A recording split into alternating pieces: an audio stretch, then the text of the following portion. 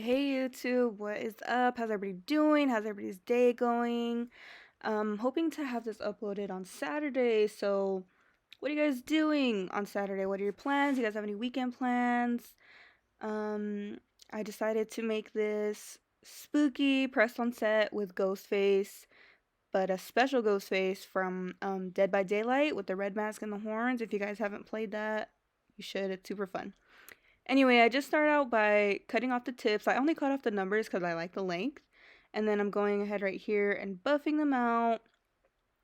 So the gel has something to stick to. If not, um, your gel might chip or just kind of slip off right after. So go ahead and just buff it, give it a little bit of texture, just so the gel has something to adhere to. And I'm going to be doing that with both sets. This is a new press on holder set I got recently from Amazon. It's in my storefront. The link is going to be down in the bio. I also have these other pink ones that I used previously, but I'm just giving these ones a try. I like it a lot more for if you're doing like individual nail art or complicated nail art. You can, take it off and focus on that one nail, put it back, and so on and so on. Right now I'm just filing the tips, trying to make them as straight as possible, trying to keep them nice and crisp so they hold a nice shape. Again, I'll be doing that to both. I'm comparing the lengths right here, making sure they're even, filing them down a little bit more if they're not. And I'd like to file at an angle, not just completely straight, just kind of like at a tilted angle. I feel like it gives it more of a sharper shape. But after this, we're gonna go ahead and you want to make sure to dust off your nails. So you want to get any lint or dust off. I'm just using like a little fan brush, and I do wish the magnets were a little stronger, to be honest, but I feel like I've tried a bunch of these and they're pretty similar in like the magnet strength, but I do wish it was a little bit stronger. But yeah, go ahead and dust off your nails, clean them off, make sure you get rid of any debris or anything like that, because if you apply your gel on top of any debris, there's going to be little lumps and bumps in your polish, so you want to avoid that. Okay, so go ahead and give them a nice dust. And then what I like to do afterwards, just to get rid of any oil from my fingers, any dust, debris, lint, whatever, is I take an alcohol wipe and I just kind of go over it, try and wipe everything off, make them nice and clean, make the base nice and smooth for my base gel application. And I'm just going in with the Beetles base gel, just something simple, something that will give the other layers to stick to, make it again more of a smooth base. So I'm just going to go ahead and apply that to all 10 of the fingernails. I like this one too because it's super affordable and it does the job. I don't feel like I have to buy like a super expensive base gel for press-ons, but I like to use base gel. Some people use like primer, but I feel like using base gel gives it nice structure and adds to the thickness. So right here I'm going in with a color from the Beatles. I forget what collection it is. I will link it down below. But it's a really pretty like magenta red, and it has really pretty red reflect glitter in there. It's very, very nice. Right here I'm going in with Valentino 45, the pure white. This one is great. And I chose to do white for the nail art because most of the nail art that I'm going to be doing is like black. So I wanted to give it a base to show up on, and then I just wanted to do this one black because I was going to use some spider gel for this. So yeah, go ahead and apply that, and then I'm going to throw it in for 60 seconds, and I like to do 2 coats of the base color. So once that is done curing in the lamp, I'm going to go ahead and take that out and do another round of the colors. And yeah, I'm just applying the polish right now. It's sped up, so it looks a little fast, but go ahead and take your time on this part. You want to make sure it's nice and smooth. You want to make sure you cover all the nail tip so it'll look the best. And right here, I did make a mistake and I kind of dropped it because, again, like the magnets aren't that strong. But I kind of left it in because I wanted to show you guys like how you can fix it if that happens. So what I like to do is just like remove the polish if it's fell on there, because there could be lint or little things on the napkin. So I just like took it off, wiped off that polish. The base gel is still cured under there, so I wasn't really worried about that. But then I just reapplied after smoothing off the base and taking off any leftover polish. So I just reapplied that.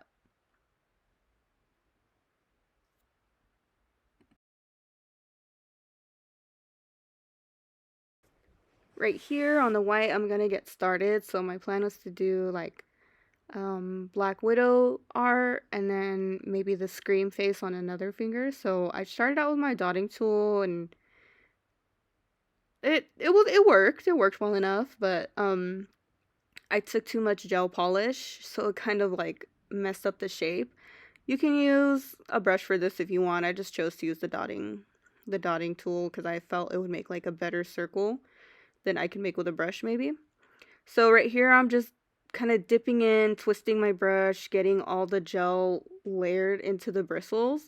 And then I'm painting, 4 legs on each side, 2 up, 2 facing forward. And then I'm going to elongate those legs to be facing forward. So I was aiming for a spider. This guy kind of looks like a flea, but it's okay. It's you get the idea. And the brush I'm using is a Wistonia liner brush. It's also on my Amazon storefront. These work really well. They help me a lot for lining and doing fine detail work. And they have even finer bristle selections too.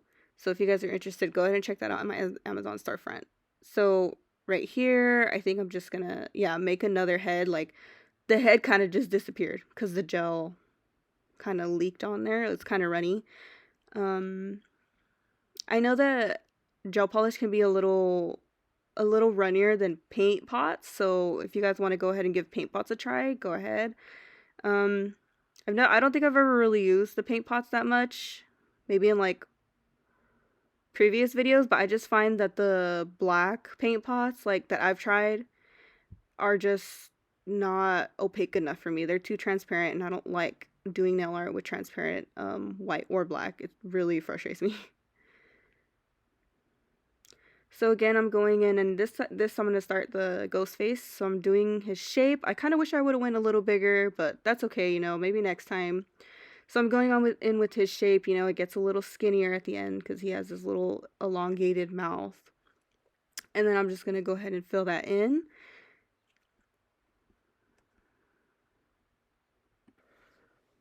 Right here, I'm just filling him in. I'm creating his little horns. I'm going to throw him in the lamp for 60 seconds. While that cures, I'm going to go ahead and try and do the Black Widow with the red. As you can see, when I'm doing the red on the black, it like did not show up at all. So I went in with white. I just outlined the design first in white. As you can see, I'm doing the hourglass shape.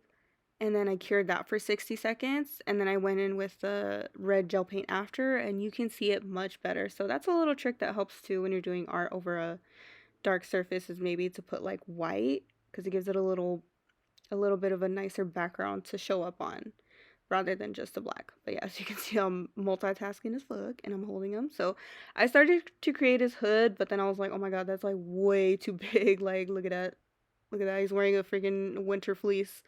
So I just honestly erased that. I made it a little bit smaller, a little more forming to his face. I'm gonna outline and fill that in. With the fine lines, I filled it in with my brush, but the bottom, I just take the nail paddle brush from the bottle and just fill in those bigger gaps. And yeah, I'm just filling it out. I think I went over his little horns to give a little bit of definition. And then here I am using the paddle brush to kind of just fill in the rest, save time. Boom, you're done. And I went in to create his facial features. So you have his long mouth, and then you have his eyes that are droopy, and then you have his little nose, little tiny nose. And there he is. And I think I went over the red again just to make it a little more darker, but I don't remember. So then here I'm going in with the spider gel. I'm using the Saviland paints from Amazon. Spider gel is super fun to work with if you guys haven't. This is a silver one. I liked it much better than the white one, which it kind of worked out because I couldn't find my white one for anything. But anyways, I ended up applying some rhinestones. Here I am applying top coat. I hope you guys enjoyed the process. I hope you guys learned a little bit of tricks and tips when it comes to making press-ons. I will be doing more press-on videos in the future. This was just kind of my like Halloween set idea. I think it would be perfect if you're wearing maybe a Scream outfit or something like that. But yeah, just top coat. Oh my god, that's what I'm talking about with these magnets. um, but yeah, I ended up loving the set. Here's the final result. Thank you guys so much for watching. Bye.